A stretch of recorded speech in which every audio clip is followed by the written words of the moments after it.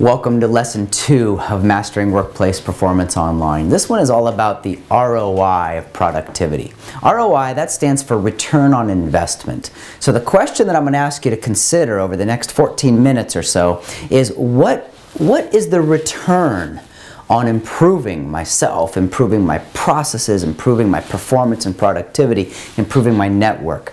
Now remember, the way these videos come at you is you're going to get about a 4 or 5 minute executive summary. I'm going to give you everything I've got about this tip.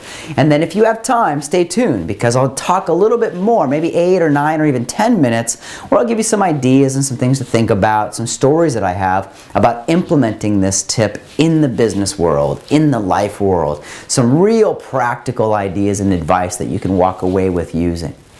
Now, when you think about improving, that is, you're here taking the course, you're diving into the lessons, you've printed out the homework, and you're looking at how you perform, not just what you're doing.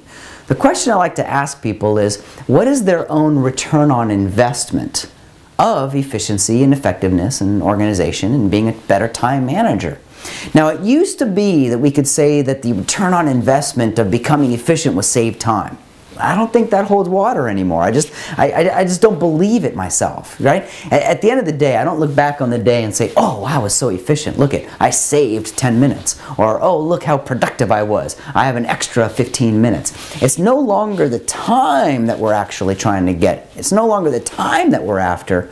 Instead, the real return on investment of improving your productivity, of improving your workplace performance, is actually what you do in time.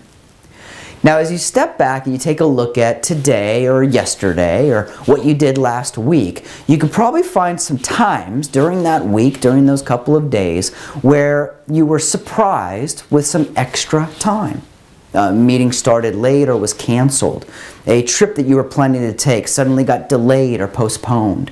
Whatever happens during our week, our day-to-day, we will find these weird windows, these pockets of time.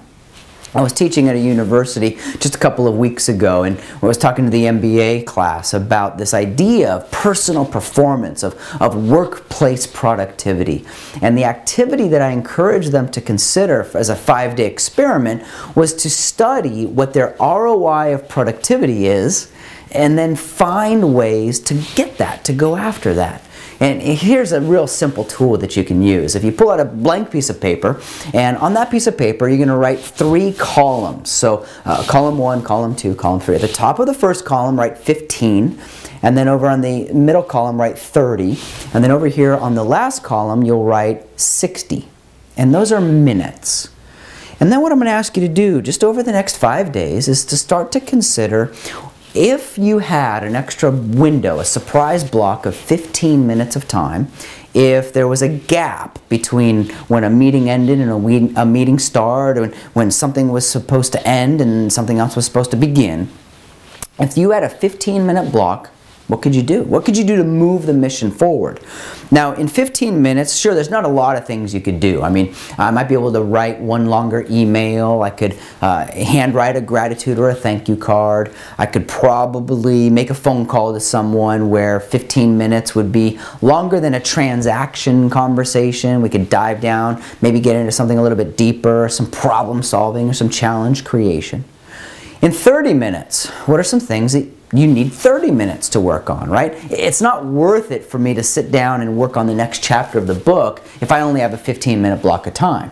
But if I had 30 minutes, is there a part of that that I would need that amount of time to dive into?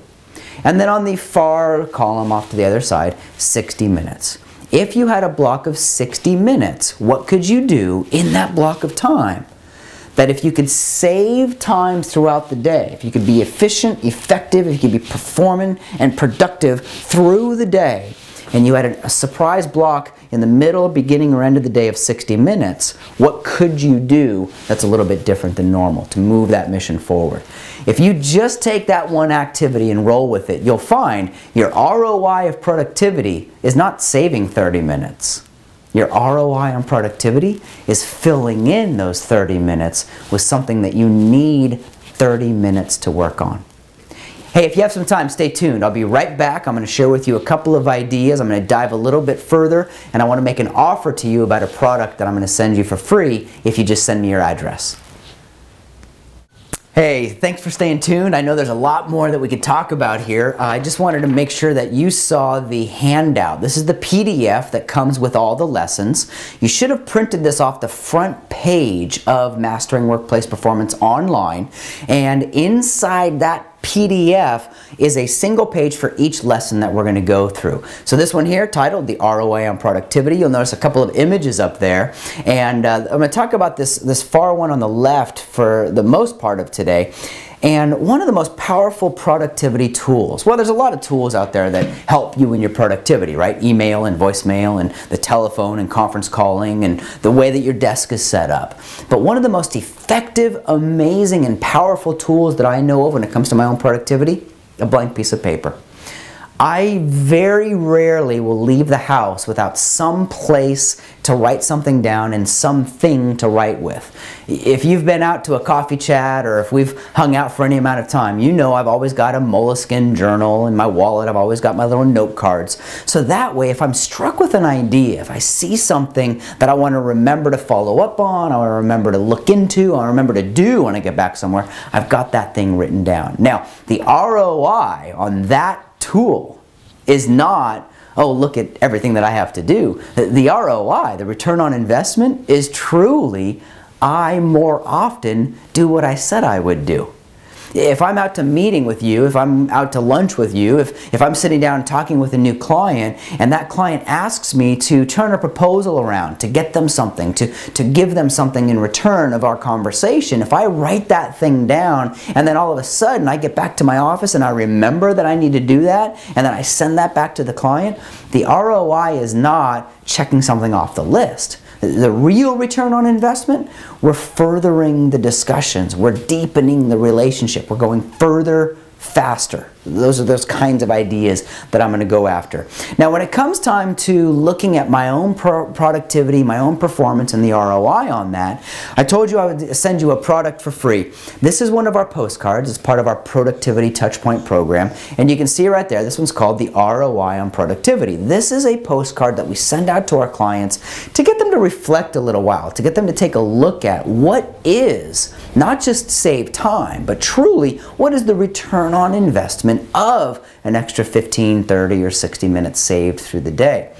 Our thesis is that the return on investment is not just saved time. It truly is what I now get to do with that saved time. On the back side of this postcard, you've got a couple of tips about things that you can do right away to take advantage of these surprise windows of time that we get. Most people can read about 200 to 400 words per minute. Most business books are anywhere between 180 and 220 pages long. If only you carried a business book around with you for the next week, and if only when a meeting is going to start 15 minutes late or a meeting ends 15 minutes early, if all you did was pull out that book and read for those 10 minutes, you could probably make it through some of those things that maybe you've been putting off because you haven't had the time. Now, I just spoke with Dan Pink. He was part of our interview series for the Mastering Workplace Performance program. Those of you who are in the performance or the productivity level, you know that you get access to all those live conversations. Everyone else, you get to hear those as recordings later on. And one of the things that Dan told me on the phone, and you can hear this, is he said, sometimes the real gift, the real power, the reason to write something down is actually to figure something out.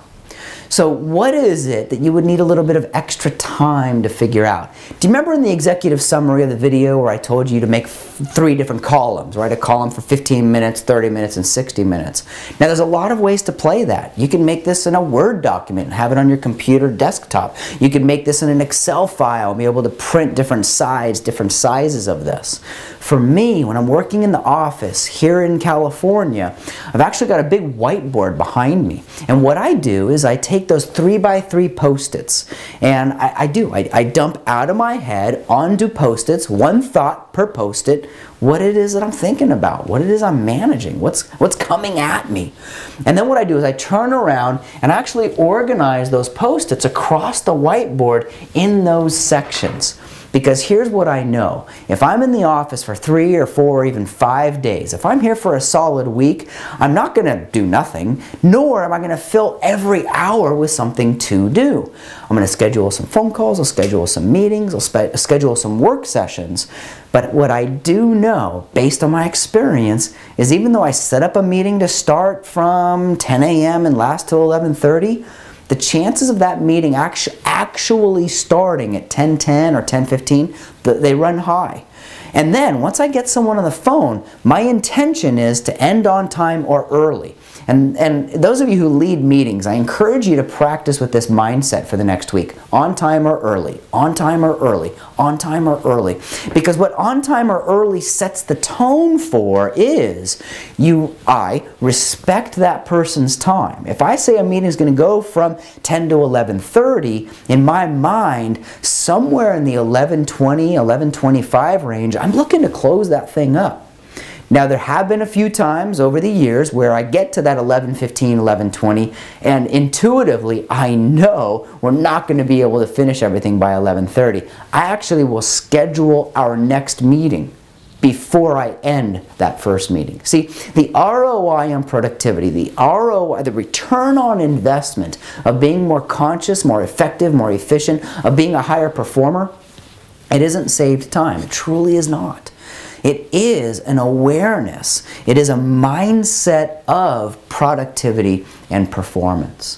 When you get back to your desks, those of you, right after you watch this video, there's an article that I'm asking you to take a look at where we dive into this concept of what it means not only to be a higher performer and more productive, but what it means to experience what it's like to be a higher performer and more productive. Now, there's a lot of tools, there's a lot of gear, there's a lot of things that we could do to improve your productivity, to save time during a day. You know, if you typed a little bit faster, if you ran meetings a little bit more efficiently, if you did a little bit of homework, a little bit of research before you meet with somebody. For any of us who are in client relationship management careers where building relationships and understanding where people are coming from, getting to know other people. If that's part of your business, my high recommendation is, remember in that 15-30 minute column? Over in those 15 and 30 minute columns, write down, research the people and companies that you're going to meet with. I'll actually keep a running list of the people who I'm looking forward to finding out about, I'm looking forward to connecting with. And when I get one of those surprise windows of time, I actually do look at that list. And if I have 14 minutes before I have to meet with somebody else, 14 minutes left in a scheduled time block, I may find someone that I'm researching, a company that I'm researching, go over, type that into a search engine, and just do a little bit of research. Now, hopefully what you're finding in this video is the ROI of productivity isn't just saved time anymore, right? I don't get home at the end of the day and walk into the door and say, I saved 48 minutes today. It truly isn't time anymore. It's all about what we do with our time. We're not managing time. We're really managing what we do with time. What is your ROI on productivity? Hey, when you get into the discussion forum, that's what I'd like to read about. What is your ROI on productivity, and how in the next 3, 4, 5 days can you deepen that relationship? Can you move further into that? How can you open up some blocks of focus time, of energy time, of time, so that you can actually take advantage of the opportunity to dive into what's really important? You know, as I'm writing the book that's coming out later this year, it's called Your Best Just Got Better. One of the things that I'm going to take a look at is improvement and your network. That is, who are the people around you that are supporting you, that are building you up?